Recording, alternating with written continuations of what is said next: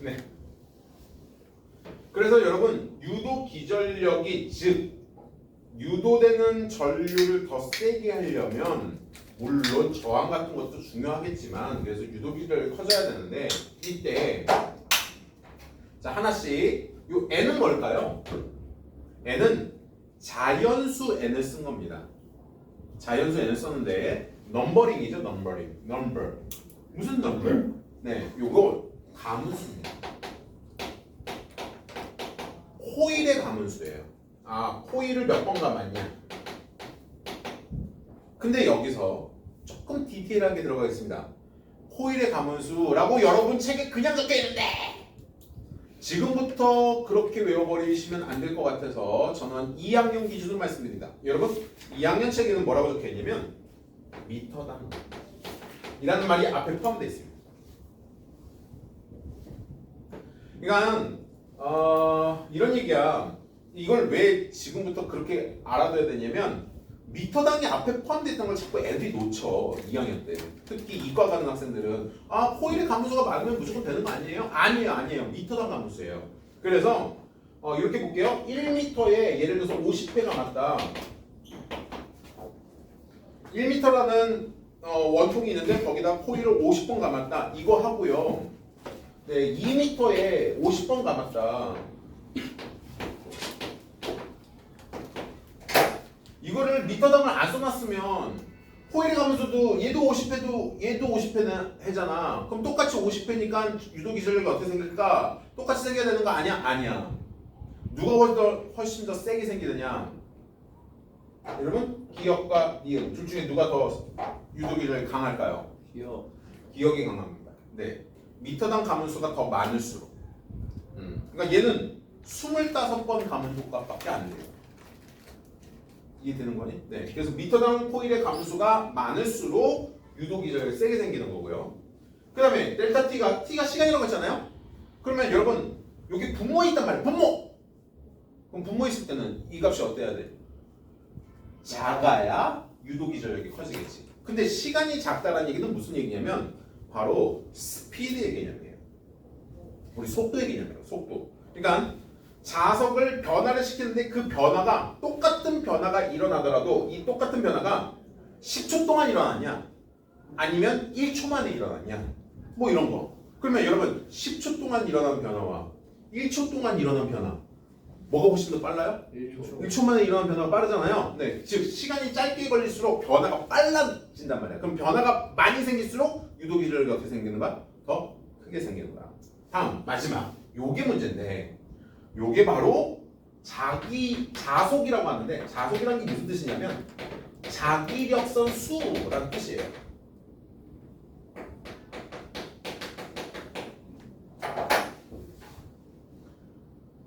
이거 파이라고 읽어요. 얘 또 어떤 학생인데? 선생님 얘는요? 얘는 파이라고 읽어요. 이게 발음이 조금 비싼데, 그리스어가 좀 그래요. 네, 외국어들이 좀 그렇습니다. 네. 이거는 파이고요. 이거는 파이예요. 파이. 왜 이렇게 되나요? 외국어라서. 근데 요 파이 값이 뭐냐면요. 자기력선의 수라고 했잖아요. 그러니까 무슨 얘기냐면, 나 아까 지웠다. 여러분 자석이 있었을 때, 아까 이거 있었잖아. N극이 있고 S극이 있었을 때, 제가 아까 얘기했던 거. 자석의 옆구리에는 자기력선 수가 얼마 안 되거든요. 그런데 자석이 끝에 가면은 자기력선 수가 어떻습니까? 상당히 촘촘하잖아요. 즉 자기력선 수가 그래서 만약에 S극이 멀리 있었다. 야, S극이 멀리 있었을 때는 이쪽으로 들어가는 자기력선이 이렇게 생기다 보니까 이 코일을 관통하는 자기력선이 한 가닥밖에 없었어. 그런데 자석이 접근을 해서 여기까지 왔단 말이야. 와, 접근해서 오면 어떻게 될까요? 이 코일을 관통하는 자기력선 수가 어떻게 됩니까? 늘어나잖아요. 자기력선 수에 뭐가 생기는 거야? 변화가 생기는 거야. 그 변화에 대해서 반응을 했다는 거야. 그런데 여러분 여기서 가장 중요한 것은 이게 지금 누구 설명 방식이에요? 패러데이 방식이라고 했잖아요. 아까 패러데이가 뭐라고 했죠? 이 변화에 대해서 뭐 한다고? 좋아 싫어? 싫어. 여기에 실어가 포함되어 있습니다. 패러데이 법칙에서 가장 중요한 건 바로 이 실어예요. 무슨 뜻이에요? 여러분 마이너스란 말이 붙었잖아요. 마이너스라는 말은 무슨 뜻입니까? 반대 방향이라는 뜻이에요.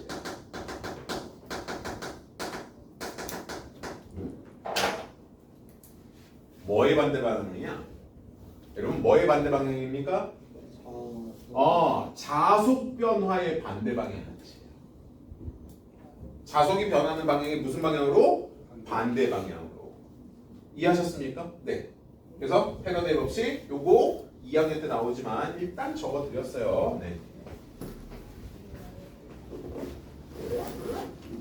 자, 교실을 보겠습니다. 내부로 두고 교실 볼게요.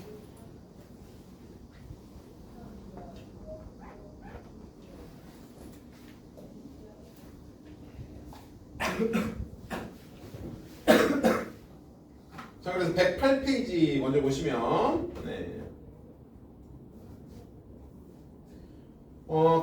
그냥 뜬금없이 전자기 유도가 딱 나온 거예요. 전자기 유도. 근데 여러분 이거 원래 제목이 뭐죠? 오늘 제목이 발전과 에너지원입니다. 그러니까 발전이라는 게 뭐냐면 전기를 발생시킨다 그런 뜻이에요. 전기를 발생시키는 건데 전기를 발생시키는 것에서 가장 중요한 현상이 바로 그 밑에 있는 A 1번 전자기 유도 현상입니다. 즉 전자기 유도라는 말이 뭔 말이냐? 코일 근처, 즉 전선이 감겨져 있는 것 근처에서 자석을 움직이거나 아니면 거꾸로 자석한테 코일을 가까이 움직여도 되겠죠. 여러분 자석을 가만히 둔 상태에서 뭐를 움직여도 돼요? 코일을 가까이 가져가도 될 거 아니야. 어쨌든 둘 사이의 거리가 변하면 그 변화 때문에 코일을 통과하는 자기장이 변한단 말이야. 코일을 통과하는 뭐가 변해? 자기력선의 숫자가 변해. 그럼 그 숫자 변화에 무슨 방향으로? 반대 방향으로 유도 전류가 생긴다라는 거죠. 그래서 전류가 유도되는 현상. 네. 그래서 오늘은 유도를 배우는 겁니다.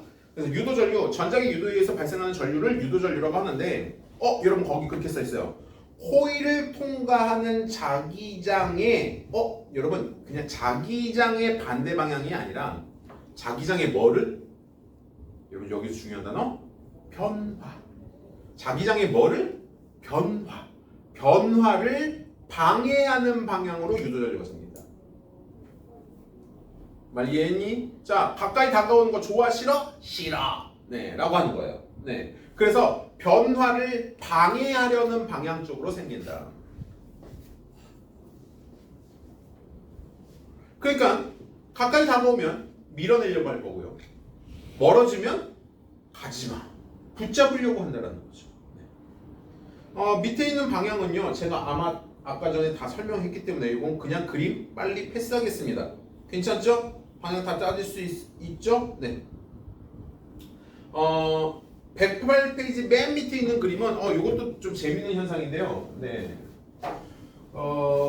유도 전류가 발생을 하는데 그래서 유도 전류에 의해서 운동 방향 뭐 이렇게 써 있는데 요거 말고 하나의 이거 실험 장치가 있는데. 네, 실험 장치.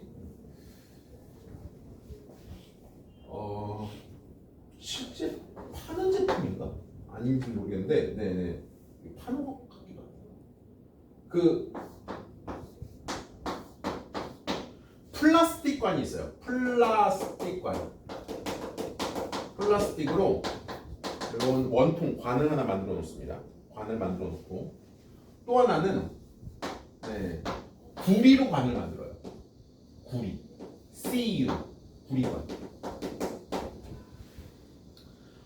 이거 가지고 저기 그 교수님 어디 교수더라? 네.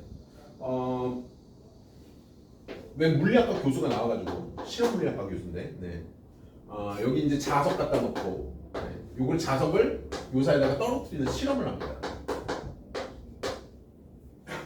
그래서 딱 떨어뜨리면, 요 플라스틱 관 사이로 자석을 지금 떨어뜨리는 거예요. 네. 근데 자석을 떨어뜨릴 때, 여러분, 자석을 떨어뜨릴 거예요. 그럼 플라스틱 관으로 자석을 떨어뜨립니다. 그럼 떨어뜨릴 때, 이거 어떻게 실험을 해야 될까요? 놓고, 네. 얘를 얘를 딱 놓자마자 이렇게 잡아야 돼요. 이거 지금 뭐 하고 있어요, 얘? 자석이 여기를 통과하면서 이쪽으로 오면서 여기 처음에는 무슨 에너지를 가지고 있었을까? 위치 에너지를 가지고. 오, 그렇지. 중력 포텐셜 에너지, 위치 에너지를 가지고 있는데 이쪽으로 내려오면서 점점 뭘로 바뀌어요? 오, 맞아. 운동 에너지로 바뀌어. 그러면서 얘가 점점 뭐가 빨라져? 속력이 빨라지는 거죠. 네. 그래서 위치 에너지 공식 여러분 기억납니까? 아, 9.8 MHC는 아니고요. 고동 회전이니까 mgh 가지고 있었는데 얘가 h가 줄어들면서 뭐가 늘어나냐? 2분의 1 mv 제곱. 기억나? 그래서 v가 늘어난단 말이야. 그래서 속력이 점점 빨라지는 거야. 네. 1초에 얼마씩 빨라진다고? 9.8m/s씩 빨라진단 말이야. 자, 그런데 요거는 어떻게 실험하냐면요. 자석을 갖다 놓고 구리관에다 딱 넣었습니다. 구리관에다 딱 넣었는데 이렇게 떨어져요. 지금 보셨어요? 아, 진짜 요 정도 시간이 걸려요. 구리관에 넣으면 이렇게 떨어져요. 왜요? 자, 이게 왜 그러냐면요.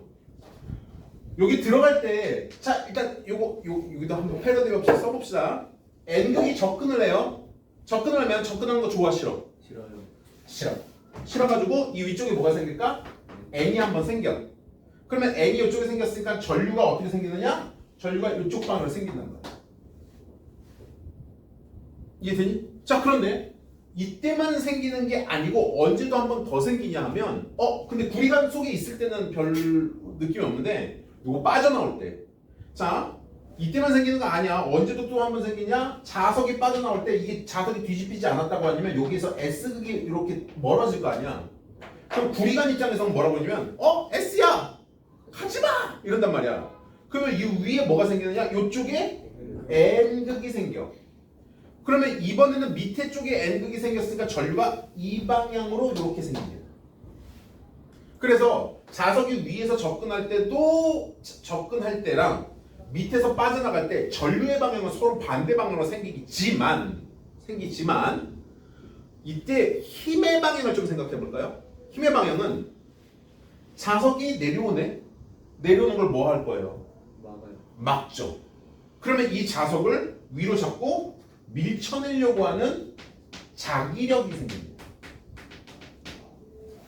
그런데 이 밑에도 마찬가지예요. 밑에도 물론 이번에는 도망가잖아. 갈 때는 뭐 해야 돼? 하지만 잡아당기는 인력이긴 하지만 그 방향이 어느 방향이냐는 거지. 자석 밑으로 내려가고 있는데 그걸 위에서 끌어올리죠. 그래서 역시 위쪽 방향으로 뭐가 생깁니까? 자기력이 생겨요. 그래서 자기력의 방향은 지금 어느 방향으로 생긴 거냐면 운동 방향의 반대 방향으로 생기는 겁니다. 그러다 보니까 여기서 운동 에너지가 제대로 생기지가 않은 거예요. 그러니까 처음에는 무슨 에너지는 있었는데 위치 에너지가 있었는데 이 밑에서 시작하니까 운동 에너지가 제대로 안 나와. 야, 이 운동 에너지 어디로 사라졌지? 여러분 혹시 기억나요? 지난주에 했던 거? 에너지의 총합은 항상 뭐하다? 그렇지. 에너지의 총합은 항상 일정하다. 근데 위치 에너지가 운동 에너지랑 얘는 큰데 얘가 작아. 속력이 제대로 안 나와. 속력 어디 갔어? 알고 보니 여기서 뭘로 생겼다? 전기 에너지. 이거 두 개를 합치잖아? 합치면 얘랑 같아. 무슨 말인지 이해돼? 전기 에너지가 생길수록 무슨 에너지가 감소했다는 거야? 역학적 에너지가 감소했다는 거야. 말 이해됩니까? 네. 그런 실험들이 있는 거고요. 네. 다음 109페이지 갑니다. 자, 109페이지. 그래서 아까 제가 패러데이 법칙 쓰면서 설명했던 게 다 나와요. 자, 유도전류의 세기는 자석의 세기가 셀수록, 강력한 자석을 사용할수록, 여러분 강력한 자석이라는 말은 뭔 말이에요? 그만큼 자기력선을 많이 거느리고 있는 자석일수록, 이런 뜻이에요. 네. 그래서 자기장의 세기가 커진다는 얘기는 그만큼 자기력선의 가닥수도 많아지기 때문에 유도전류의 세기가 세지는 거고요. 다음 두 번째, 자석을 빠르게 움직일수록, 지금 109페이지 하고 있어요. 네. 109페이지 오른쪽 위에 있습니다. 네, 109페이지 오른쪽 위쪽에 유도전류의 세기. 두 번째, 자석을 빠르게 움직일수록 여러분 자석을 빠르게 움직인다는 얘기는 시간이 어떻다는 거야? 짧다라는 거죠. 시간이 짧을수록 빠르게 움직이는 거잖아. 네. 그럴수록 유도전류의 세기가 또 세지고. 세 번째, 여기는 이렇게 써놨는데 코일을 많이 감을수록이라고 했는데 제가 정확하게 표현해 드렸어요. 코일을 그냥 많이 감은 게 아니라 미터당 많이 감을수록. 그렇죠. 그럴수록 유도전류의 세기가 세진다. 자, 넘어가 봅니다. 그래서 110페이지를 보시면 드디어 전기를 발생시키는 기계, 즉 발전기에 대해서 배우는데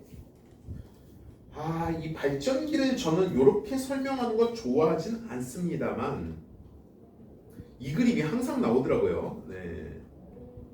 요거는 다음번에 기회 될 때 다시 한번 설명을 드릴게요. 이거는 사실 어떻게 한 거냐면요. 어떤 그 코일을 관통하는 자기력선의 개수가 어떻게 바뀌었느냐로 설명하는 방식인데 지금 할까?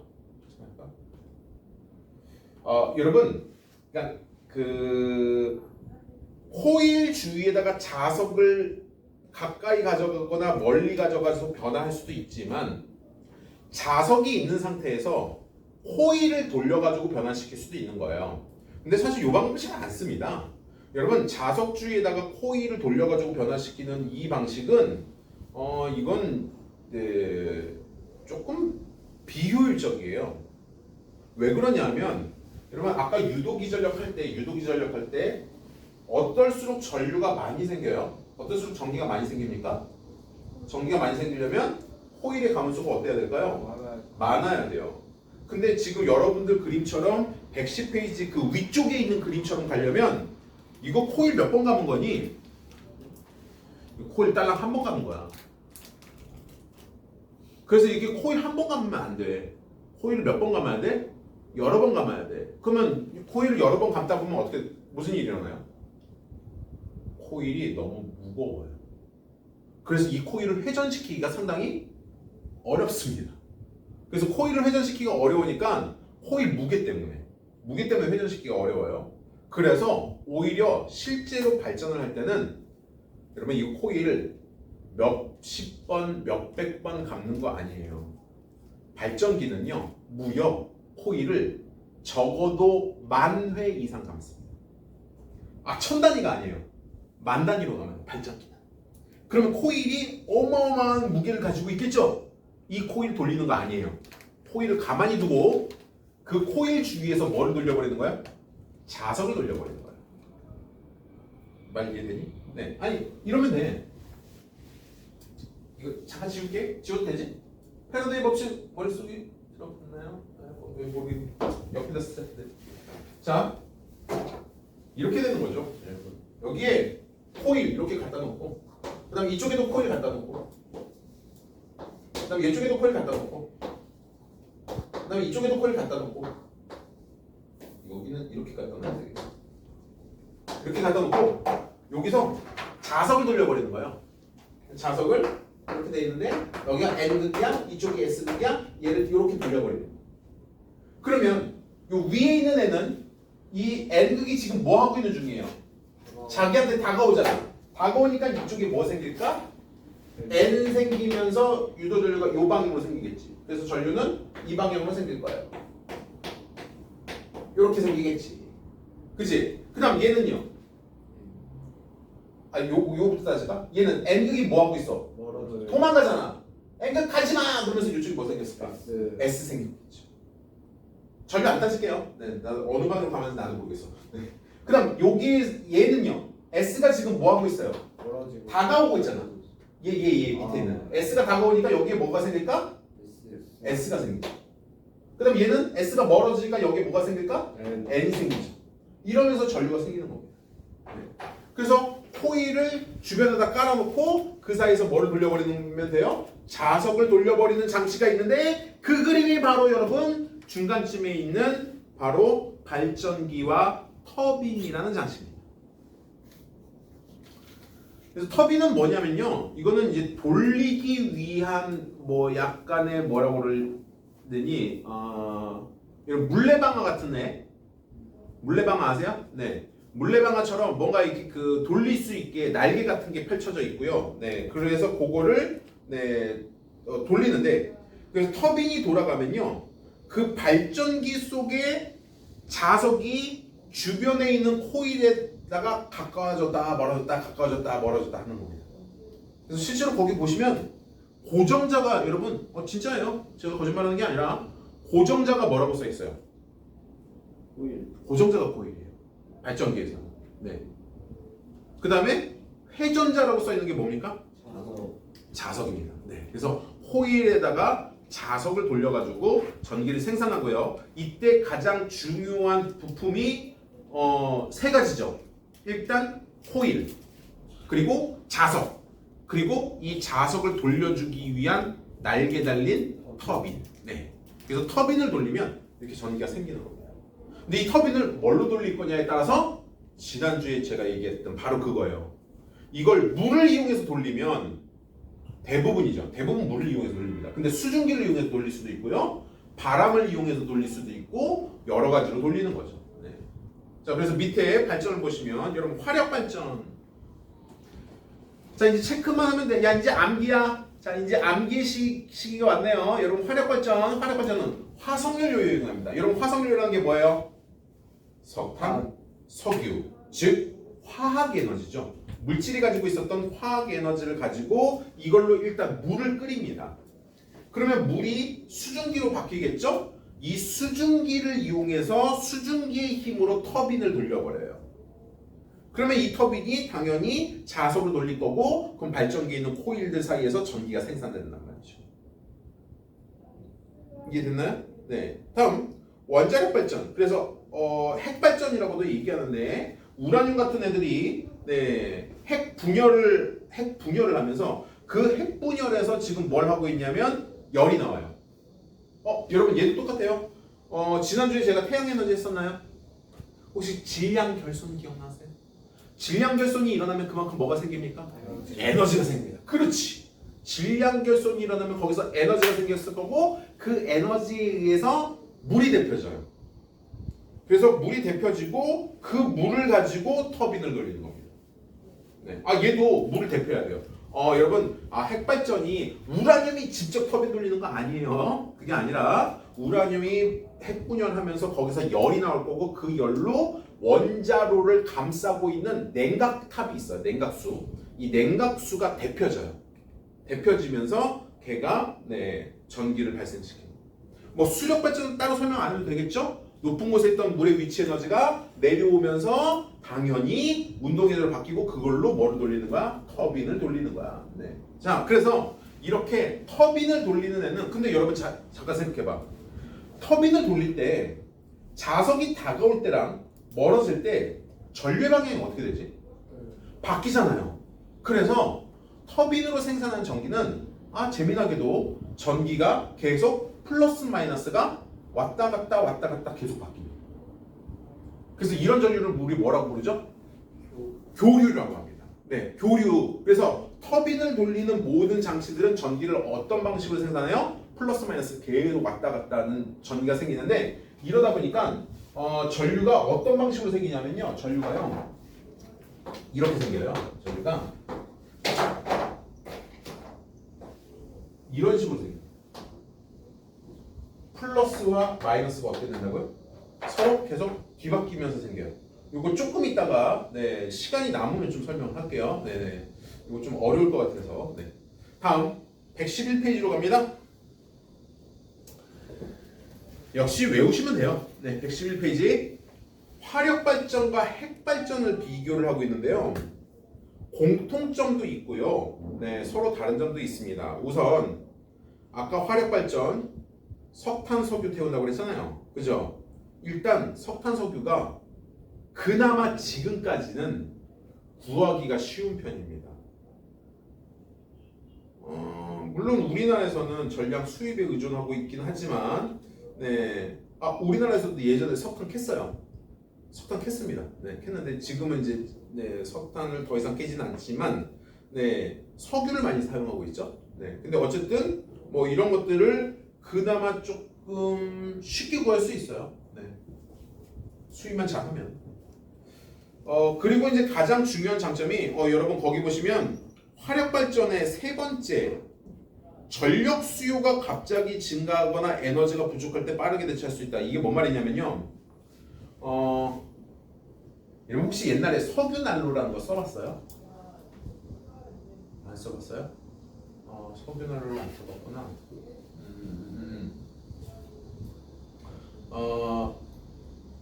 이거 자동차 시동 걸고 시동 끄는 거 보셨어요?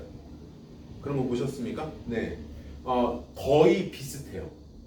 그러니까 이 화력 발전은 화력 발전으로 전기 생산시키는 거는 자동차 시동을 걸고 시동을 끄는 것처럼 아주 손쉽게 처리할 수 있어요. 네. 그래서 얼마든지 전기를 더 생산할 수도 있고 전기 생산을 중단할 수도 있습니다. 이게 쉬운데 이거 왜 쉬워야 되죠?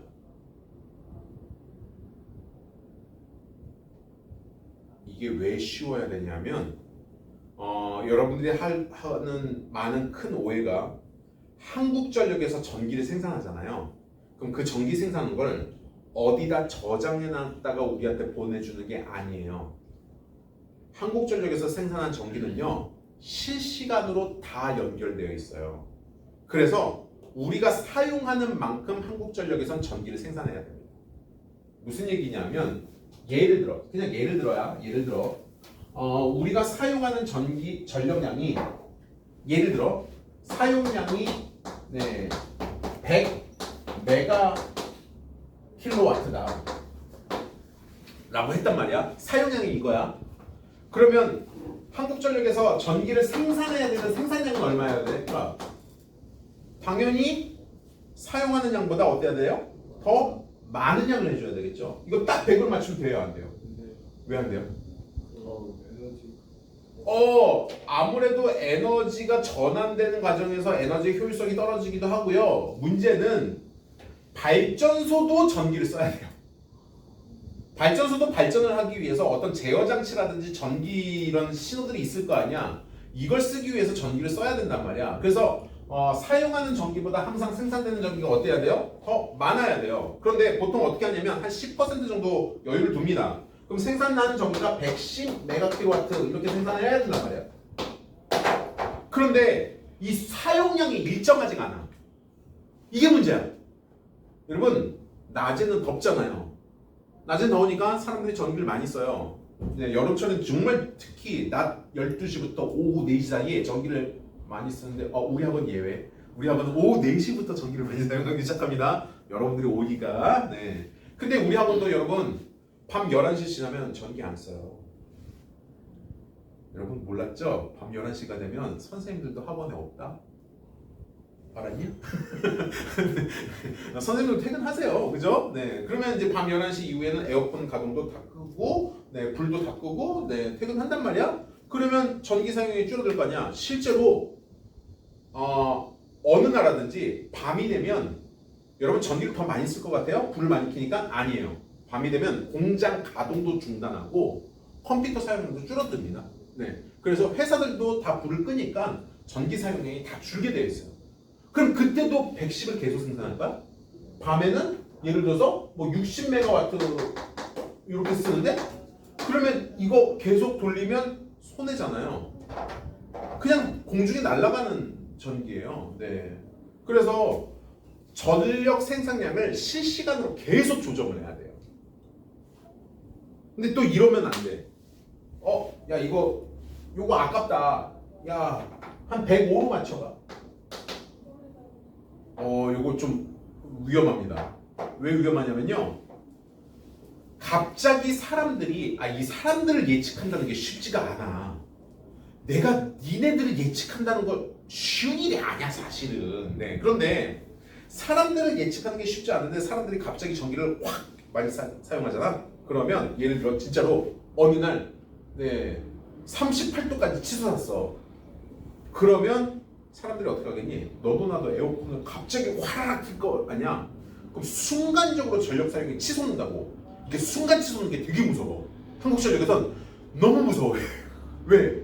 그렇게 순간 전력이 확 치솟으면 모든 전기를 다 끌어당길 거 아니야? 그럼 발전소에서 사용해야 되는 최소한의 전기까지 다 끌려가요. 그러면 왜 무섭냐면 발전소 가동이 중단돼 버리잖아요. 발전소 전기까지 다 끌어가 버리면 순간적으로 확 치솟으니까 전기가 샥 넘어가는 거야. 그럼 발전소 전기도 끌려갔거든. 그럼 발전소 가동이 중단되고 그러면 이거 다시 재가동을 시키는데 시간이 좀 걸릴 거 아니야. 그동안 대규모 정전 사태가 벌어졌어. 그냥 지역 전체가 아예 전기가 안 들어가. 대규모로. 그래서 이거를 일명 뭐라고 하냐면 블랙아웃이라고 합니다. 네네. 그래서 발전소의 전기까지 다 끌어가는 걸 막고자 한전에서 만약에 계속 모니터를 하고 있습니다. 누군가는 계속 지켜봐야 돼. 진짜. 누군가가 계속 지켜보고 있다가 요새는 그나마 또 이제 기계들이 잘 발달해가지고 그래서 어느 순간 전기 사용량이 순간적으로 딱 치솟는다. 그러면 옛날에 사람이 버튼을 눌렀는데 요새는요 자동적으로 너무 확 치솟잖아. 전기를 끊어버린다. 일부러. 왜? 발전소의 전기를 끌려가는 거 그거는 막아야 되겠다는 걸로. 그래서 우리나라가 그거 그나마 대처 잘하고요. 심지어 요새는요 뭐가 또 개발되냐면 여러분 집에 거의 대부분 요새 전력 양계를요 아날로그 안 쓰실걸요. 대부분 다 디지털로 바뀌었을걸요. 여러분 집에 혹시 전력 양계가 이렇게 숫자가 이렇게 쭈루룩 있는데 이렇게 돼가지고 숫자 3, 2, 1, 0, 8 뭐 이렇게 써 있을 거 아니야. 근데 여기에 이렇게 돌아간다 뭔가가 윙윙 이렇게 돌아간다. 이거는 아날로그 방식이고요. 이거는 한전에서 전기 사용량 얼마인지 나중에 알아요. 나중에 아는데 이렇게 말고 아예 그 디지털 기계처럼 돼가지고 쭉 나왔는데 여기에 이렇게 해가지고 이렇게 그 화살표 표시가 뿅뿅뿅 그러면서 띡띡띡띡띡 이렇게 돌아가면서 하는 디지털 전력 양계가 있거든요. 근데 요거는요 실시간으로 모니터가 됩니다. 그래서 지금 서울 도봉구 지역, 노원구 지역, 성북구 지역 이쪽에서 지금 전기 사용이 얼마가 되는구나를 모니터를 하고 있고 이걸 최근에 또 뭐랑 연관시켰냐면 AI랑 접목을 시켰어요. 그래서 사람들이 낮 최고 기온이 얼마면 전력 사용이 얼마가 되겠구나 이걸 예측을 하기 시작합니다. 예측을 해서 그 예측에 따라서 발전을 하기 때문에 요새는 10%까지 안 가고 이걸 좀 줄이기도 합니다. 그만큼 이제 똑똑해진 거죠. 그래서 전기를 보내주는 기술들이 똑똑해져가지고 이렇게 하는데 어쨌든 어느 나라든지 발전소는 껐다 켰다를 할 수가 있어야 돼요. 그래서 아직까지 우리나라 전기 생산량의 약 60% 절반 넘어요. 60%를 아직 화력 발전에 치중하고 있는 중이고요. 그런데 화력 발전의 단점은 뭐죠? 그렇죠. 이산화탄소죠. 그래서 이산화탄소가 많이 나오니까 뭐가 생겨요? 온실효과 생기면서 지구 온난화가 가속하는 거죠. 여러분 큰일 났어요. 여러분 1500년 후면요 여러분들 멸종해요. 내 할 바 아니라 하시기에는 너무 기간이 짧지 않냐? 1500년이면 여러분들 한 10대 손 정도는 이제 없는 거예요. 맞나? 10대 손이면 300년밖에 안 되는구나. 한참 남았네? 이렇게 생각하면 한참 남았네? 그래도 여러분 지구를 살려줘야죠. 그 다음 핵발전은 적은 양의 연료, 우라늄이요. 질량 결손을 하는데 여러분 이 질량 결손에서 에너지가 생산되는 건 1g만 없어져도 그 상수값이 워낙 크기 때문에 상당히 많은 양의 에너지가 나와요. 우리 왜 그거 있었잖아. E는 MC 제곱할 때 이 질량이 조금만 사라져도 에너지는 상당히 많이 나오는데 이때 뭐를 곱해주냐면 이 C가 광속이거든요. 광속이 얼마예요? 3 곱하기 10의 8제곱이에요. 근데 그걸 지금 다시 뭐하고 있는 중이에요? 그걸 또 제곱을 때리고 있는 거예요. 9 곱하기 10의 16제곱으로 나오는 거예요. 그러니까 어마어마한 양의 에너지가 나오기 때문에 이게 아주 적은 양으로도 상당히 많은 에너지를 만들어낼 수 있다라는 거고요. 그리고 당연히 뭔가를 태우는 게 아니기 때문에 이산화탄소 배출이 없으니까 온실효과를 일으키진 않습니다. 온실효과를 일으키진 않고 그 다음에 에너지 효율성이 높아가지고 이거는 대량 발전이 가능하죠. 그래서 원자력 발전소가 우리나라에서 차지하는 전기 에너지 담당 비율은 약 3분의 1, 33% 정도 담당하고 있습니다. 네. 그런데 이건 화력발전과 핵발전의 공통점이에요. 둘 다 매장량에 한계가 있습니다. 특히 원자력 발전 진짜 한계가 심각해요. 우라늄이 매장량이 더 이게 심각합니다. 왜냐하면 석탄, 석유는 만들 수 있어요. 다만 만드는데 몇 억 년이 걸려서 그렇죠.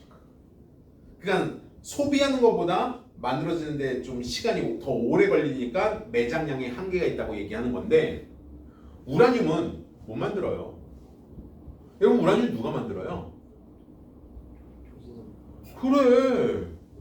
이거는 태양이 만든 게 아니야. 이거는 지구 탄생 이전에 이 우주 언저리에서 초신성 폭발이 있었고 중성자별이 생겼고 이 중성자별이 다시 충돌하고 뭐 이런 과정들이 있어야지만 우라늄을 만들 수 있단 말이야.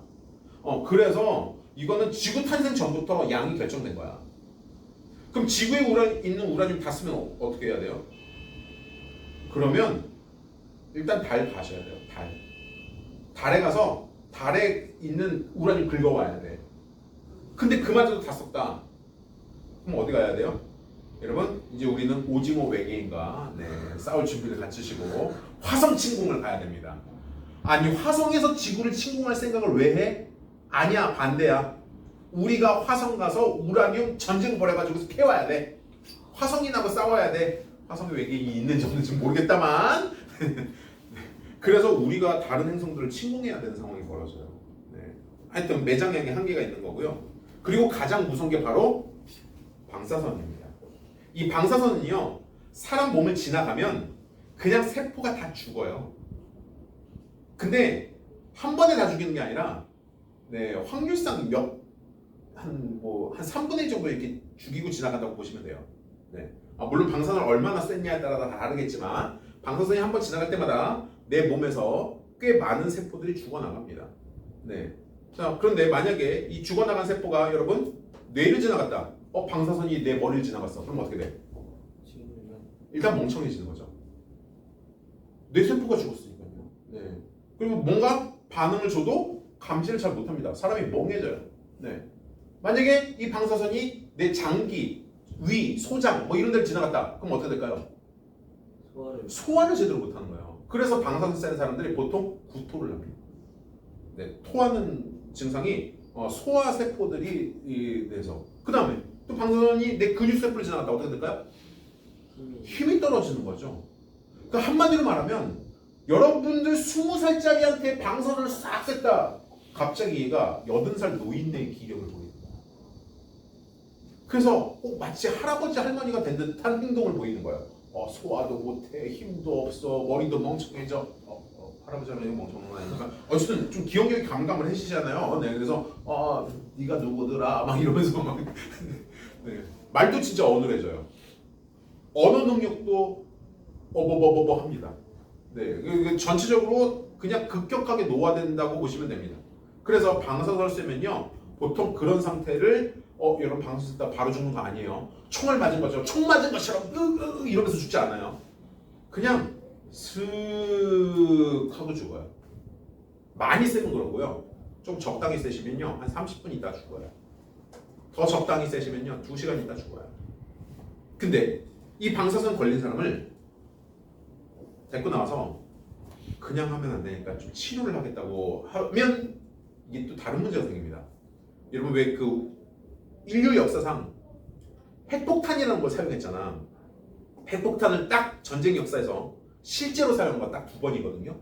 2번 다 누가 쏘죠? 2번 다 미국이 쏘고요. 2번 다 일본이 얻어맞아요. 그런데 일본이 핵폭탄 딱 떨어지자마자 바로 항복했냐? 2번째 항복하지. 근데 왜 2번째 항복했을까? 2번째 핵폭탄이 더 위력이 커서? 사실 비슷했어요. 비슷했는데 핵폭탄이 처음에 빵 떨어졌을 때 일본이 별거 아니라고 생각한 거예요. 왜 별거 아니라고 생각했냐? 아니 물론 핵폭탄 위력 세. 그래가지고 핵폭탄 딱 떨어진 그 지역에 우와 폭탄 하나 떨어졌는데 반경 100m가 그냥 다 날아가 버려요. 모든 집이 싹 녹아버려요. 그냥 구덩이가 딱 생기는 거야. 100m짜리 구덩이가. 여러분 100m짜리 구덩이는 어마어마하게 크잖아요. 근데 마침 거기에 사람이 50명밖에 안 살았어. 그럼 그 50명만 죽는 거야. 그러니까 폭탄 하나가 딱 떨어졌는데 50명 죽었다? 근데 바로 옆 전투에서 막 수류탄 쏘고 막 저기 막 소총 쏘고 막 내 탱크 날아다니고 뭐 이랬더니 막 몇백 명이 전사를 했거든? 이렇게 따지니까 야 그 핵폭탄 세긴 센데 그나마 그 지역에 사람이 얼마 없었는데? 그러면 사상자가 그렇게 세진 않잖아. 핵폭탄을 막 총처럼 막 바바바박 쏘는 건 아니잖아요. 그러니까 일본에서 버틸만 하겠는데? 라는 생각이 든 거죠. 근데 문제는 뭐냐면 이 구덩이가 생겼잖아. 이 구덩이를 뭐 해야 될까요? 메꿔야 될 거 아니야. 그래서 복구하러 거기다가 노동자들을 투입했습니다. 여기서부터 문제예요. 여기를 구덩이를 메꾸러 들어간 사람이 그 안에 방사성 물질이 잔류해 있었던 거죠. 이 방사성 물질을 쐬면요, 여러분 어떤 일이 일어나냐? 내 몸에서 방사선이 다시 또 뿜어져 나와요. 그러니까 방사선을 받은 물질은 그 물질 자체가 방사성 물질로 변합니다. 변하는데 단 반감기라는 게 있기 때문에 조금 약해져요. 약해지긴 하지만 어쨌든 방사선 물질이에요. 그러면 그 구덩이에 들어갔던 사람 자체가 내 몸도 물질로 되어 있잖아. 그래서 내 몸 자체가 뭘로 바뀌는 거야? 방사선 물질로 바뀌는 거야. 근데 들어갔던 사람들이 방사선 쐈으니까 이러면서 이렇게 기운이 없지? 막 그러다가 밥을 먹었는데 토하고 막 이러잖아. 그러면 어디 가겠어요? 병원을 가죠. 근데 병원을 갔는데 이 사람 치료를 했는데도 불구하고 원인을 모르겠어요. 일주일 후에 죽었어요. 처음에는 한 2, 3일 만에 죽어요. 2, 3일 만에 죽는데 그러고 나서 어떤 사람은 가족이야. 거기 노동자의 가족. 일주일에 죽는 거예요. 근데 문제는 그 치료하는 치료 인력이 있었을 거 아니야. 의사랑 간호사들. 이 사람들이 이 사람하고 접촉을 했잖아요. 그러면서 방사선이 옮겨오는 거예요. 그러니까 또 의사랑 간호사들이 2주 후에 죽어요. 근데 이 사람들 가만히 있었냐? 다른 사람들 또 치료로 돌아다녔을 거 아니야. 그 사람들한테 옮겨가기 시작하는 거야. 방사선이. 무슨 느낌 들어? 약간 전염병 같은 느낌 들지 않아? 근데 더 무서운 건 티가 안 나. 아니 전염병에 걸렸으면 이 사람의 콜록콜록 우리 예전에 코로나 발병했을 때 누가 지하철에서 기침만 콜록콜록 하고 있으면 막 다들 쳐다보잖아. 막 죄인 된 것 같은 느낌 들고 막 실제로도 그랬고 막 코로나 그 몇 번 환자야 49번 환자가 막 돌아다닌다고 막 뭐라고 했잖아 막 저 새끼 돌아다니면 안 돼 격리시켜 막 이러면서 막 죄인도 아닌데 막 약간 그런 느낌이 있으니까 사람들이 서로를 의심하기 시작하죠. 야 너 그 운동이 들어갔다 왔어? 들어갔다 온 것 같은데? 근데 이때 이건 약간 사회적으로 문제가 좀 있는데 그때 노동자들을 웅덩이에 투입한 노동자들의 좀 많은 사람들이 사실은 한국인이었어요. 왜냐하면 일본에서 강제징용을 끌고 갔잖아요. 그래서 끌고 갔는데 한국인들이 일본에 그때 많이 끌려갔단 말이야. 근데 구덩이가 생겼잖아. 그럼 노동자들 제일 이상한 그러니까 제일 밑바닥 사람들부터 보낼 거 아니야. 그래서 많은 수의 중국과 한국 사람들이 거기에 투입된 겁니다. 그러니까 사실 약간 차별이 시작되기 시작한 거야. 야, 너 무슨 말을 하라고 그러더라? 일본 말로 무슨 말을 시켜요. 근데 그게 한국 사람들이 좀 발음을 잘 못한대. 그 일본 발음을. 그래가지고 막 이거 발음해봐. 근데 발음을 못하니까 너 조센징 막 이러면서 죽여버리고 막 이렇게 그 감옥으로 괜히 끌려가고 막 그래서 약간 조선이 집단 학살도 벌어지고 막 이랬었습니다. 왜냐면 아니 저 새끼가 방사선을 쐈는지 안 쐈는지 구별이 안 가니까. 그러면서 사회적으로 대혼란이 막 시작되기 시작한 거예요. 너 방사선 구덩이 들어갔다 나왔어? 안 나왔어? 막 이러면서 막 사람들이 막 피하기 시작하고 있는데 그때 두 번째 폭탄이 떨어진 겁니다. 그러니까 근데 미국에서도 이걸 의도한 바는 아니래요. 미국에서도 이 방사선이 또 다른 방사선을 만들어가지고 사람들을 사회에 혼란을 가중시키고 이런 것까지 있을 거라고 생각을 안 했대. 그냥 원자폭탄이 세니까 한번 얻어맞아봐라 그러고 했는데 그래서 사실 미국도 약간 좀 책임이 있지 않을까 이 방사선에 대한 책임은. 아무튼 일본이 다 뒤집어 쓴 거죠. 전범국가라고. 뭐 그렇게 됐는데 최근에 이 원자력 발전소도 결과적으로는 이거 방사능이 있다라는 거잖아. 1980년인가 80년대에 지금의 우크라이나, 근데 옛날에는 러시아, 소련이라고 예전에 있었거든요. 체르노빌 원자력 발전소가 뚜껑이 날아간 적이 있어요. 그러니까 제어를 했어야 되는데 이게 온도가 확 높아졌거든요. 온도가 높아지면 이게 발전소를 어떻게 해야 될까? 원자력 발전소 그게 힘들어요. 껐다 켰다가 힘듭니다. 그러니까 화력 발전소는 껐다 켰다가 쉬운데 원자력 발전소는 이거 제어봉이라는 걸 집어넣어가지고 이걸 차츰차츰 줄여가지고 해줘야 되거든요. 근데 이걸 제대로 투입을 못 해가지고 그냥 원자력 발전소 뚜껑이 그대로 녹아버렸어요. 너무 열이 많이 나와서. 네, 그러면서 그 안에 있던 방사선들이 그대로 다 공중으로 치솟았죠. 거의 폭발하다시피 했어요. 네. 그래서 그게 지금도 체르노빌 지역으로는 접근을 못하죠. 지금도 못합니다. 네, 지금도 들어가려면 어떤 보호 조치를 하고 들어갈 수는 있지만, 네, 거기 가면 이상한 버섯들 많아요. 네, 이상한 개구리도 많고, 막 머리 둘 달린 개구리 막 이런 거, 방사선 쐬가지고. 네. 그리고 최근에는 그 일본 쪽에 그 고베 지역에 지진이 발생했거든요. 근데 걔는 원자력 폭발한 게 아니고요. 걔는 좀 이상한데, 그때 지진 해일이 발생하면서 이 원자로를 감싸고 있는 냉각수 있잖아요. 이 냉각수를 공급을 못했어요. 그래서 일본에서 그걸 알고 원자로는 빨리 가동을 중단했습니다. 그래서 원자력 가동 중단 절차를 밟았어요. 근데 중단 절차를 밟아서 원자를 차츰차츰 끄고 있는, 식혀가는 과정 중에서 이 냉각수가 회전을 못하게 된 거예요. 바다 지진 해일 때문에. 그래서 냉각수가 회전을 못하니까 그대로 머물러 있었던 거죠. 그럼 이 냉각수가 어떻게 돼요?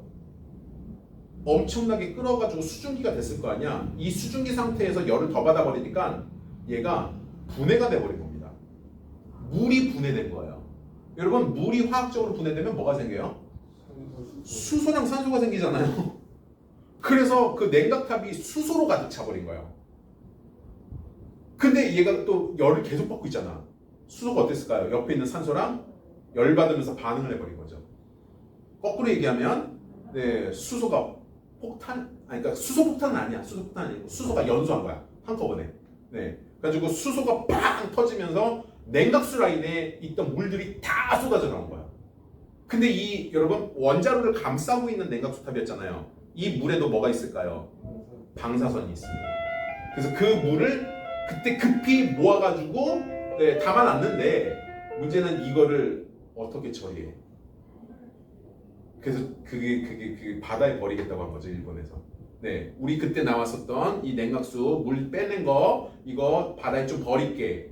야, 인정해줘봐, 한국, 중국 뭐 이러면서 네, 그래가지고 주변 국가에서 엄청 반대를 했는데 끝까지 강행을 하죠. 네, 그때 저기 해도 괜찮아라고 서명했던 네, 우리나라 대통령분 얘기 안 할래. 네.